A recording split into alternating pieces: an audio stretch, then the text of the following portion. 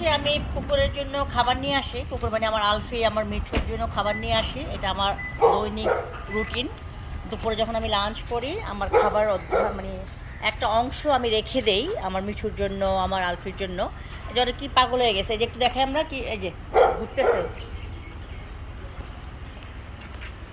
হ্যাঁ, ও তো ফুলের মাঝখানে থাকে, চারিদিকে ফুল। এই যে খাবার নিয়ে আসছি। আচ্ছা, ওদের জন্য কি খাবার আনছি একটু দেখাই আমি।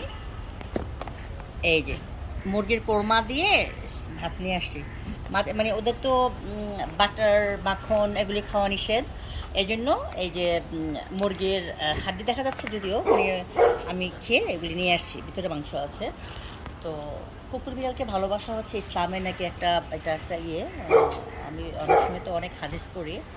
এটা একটা আবাদত, সমতুল্য। আর আপনাদেরকে মজার কথা বলি, আমি ছোট গাড়ি চলে দেখে আমার দেবর বলে কি, আমার বাচ্চাদের কাছে বিচার দেয়, তোমার মা টাকা বাঁচানোর জন্য ছোট গাড়ি চলে। আমি বলছি তোমার বাবারা এই টাকা বাঁচাইলে তোমার বাবার এই বাড়ি গাড়ি পুষছে। যাই হোক, ভালো থাকবেন সবাই। আমি আমার আলফিকে আমি খাওয়াবো। আসো, আসতেছি আসতেছি একটু।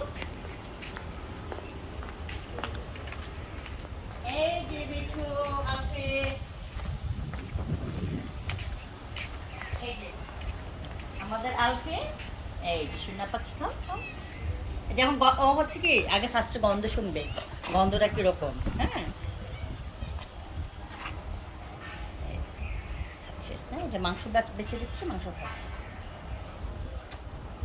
ঠিক আছে, আল্লাহ হাফেজ।